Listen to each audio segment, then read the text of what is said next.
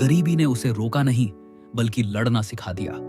दिल्ली के बाहरी इलाके में बसी एक तंग बस्ती की संकरी गली में एक छोटी सी सिलाई की दुकान थी, शर्मा टेलर्स। दुकान इतनी छोटी कि अंदर दो लोग खड़े हो जाएं तो तीसरे को बाहर इंतजार करना पड़े। वहीं बैठते थे राम नारायण शर्मा।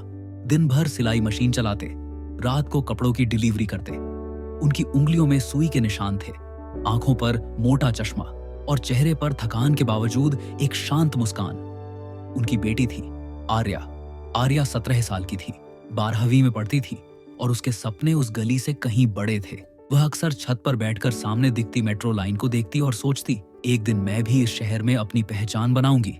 लेकिन सपनों और हकीकत के बीच सिलाई मशीन की घरघराहट खड़ी थी। सुबह स्कूल, दोपहर दुकान, रात पढ़ाई, यही उसकी दिनचर्या थी। स्कूल से लौटकर वह पापा के पास बैठती, धागे काटती, बटन लगाती, पैकिंग करती। कई बार सहेलियां कॉल करती, चल मूवी चलते हैं, और वे हंसकर मना कर देती, काम है यार। एक दिन स्कूल में फॉर्म बांटे गए, नेशनल डिजाइन स्कॉलरशिप एग्जाम के। जीतने वाले बच्चों को बड़े कॉलेज में पढ़ने का मौका मिलता था, पूरी फीस के साथ।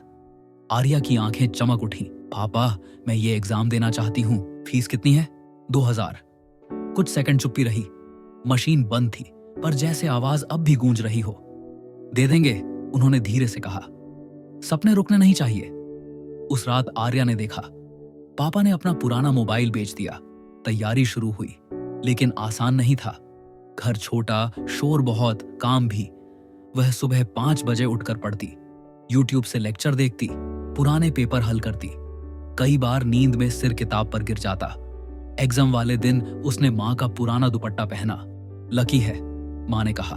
पेपर अच्छा गया, उसे लगा वह कर लेगी, पर रिजल्ट आया, वो फेल थी, सिर्फ 3 नंबर से। उस दिन उसने पहली बार खुद को कमरे में बंद कर लिया। छत पर नहीं गई, किताब नहीं खोली, दुकान भी नहीं बैठी। शायद सपने बड़े थे, मैं नहीं, उसने धीरे से कहा। रात को पापा ने दरवाजा खटखटाया, एक कप चाय पिएगी? वह चुप रही। उन्होंने कहा, जब मैंने पहली बार सिलाई सीखी थी, 11 कमीजें खराब की थी। मालिक ने निकाल दिया था। अगर तब छोड़ देता तो आज ये दुकान भी नहीं होती, पर मैं हार गई। आर्या बोली।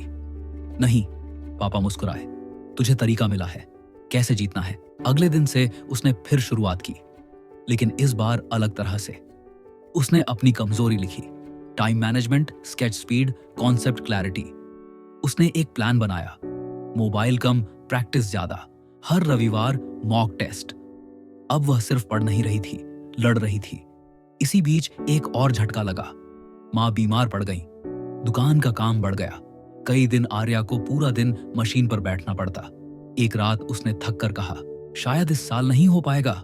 माँ ने हाथ पकड़कर कहा, बेटी गरीब के पास एक ही ताकत होती है, कोशिश, वो मत छोड़ना। उसने पढ़ाई का तरीका बदल दिया। दुकान पर खाली समय में डिजाइन बनाती, कपड़ों के पैटर्न से सीखती, ग्राहक के सूट से कलर कॉम्बिनेशन समझती। शहर उसके लिए किताब बन गया। 1 साल बाद फिर वही एग्जाम। इस बार सेंटर शहर के बड़े स्कूल में था। बच्चे महंगे बैग, टैबलेट लेकर आए थे। आर्या के पास पारदर्शी फाइल और 2 पेन। एक लड़की ने पूछा, कोचिंग कहां से ली? आर्या मुस्कुराई, शर्मा टेलर्स से। पेपर कठिन था, पर इस बार वह तैयार थी। उसने घड़ी नहीं देखी, सिर्फ सवाल देखे। रिजल्ट के दिन वेबसाइट खुल नहीं रही थी, सर्वर डाउन। बस्ती के साइबर कैफे में लाइन लगी थी। जब उसका नंबर आया, ऑपरेटर ने रोल नंबर डाला, स्क्रीन रुकी, फिर खुली। Selected, all India rank 42। Arya कुछ सेकंड देखती रही, फिर रो पड़ी, जोर से नहीं, गहराई से। घर पहुंची, पापा मशीन चला रहे थे। हो गया, उसने कहा। पास? उन्होंने पूछा। नहीं, वह मुस्कुराई। चैन। मशीन रुक गई। पहली बार उसने देखा, पापा की आंखों में आंसू थे। कुछ महीनों बाद वही लड़की, वही शहर, पर अब वह डिजाइन कॉलेज की छात्रा थी, स्कॉलरशिप पर। पहले दिन जब उसने आईडी कार्ड पहना, उसने फोटो खींचकर पापा को भेजा। मैसेज आया, गर्व है, शर्मा टेलर्स। सालों बाद उसने अपना खुद का ब्रांड शुरू किया, नाम रखा उड़ान थ्रेड्स। लॉन्च के दिन मीडिया ने पूछा, आपकी सफलता का राज? उसने कहा, गरीबी ने मुझे धीमा नहीं किया, उसने मुझे मजबूत किया। जब रास्ता नहीं था, उसने लड़ना सिखाया। और अपनी स्पीच के अंत में उसने वही लाइन दोहराई जो अब उसके स्टूडियो की दीवार पर लिखी है। कोशिश करते रहो, हार आखिरी नहीं होती, छोड़ देना आखिरी होता है।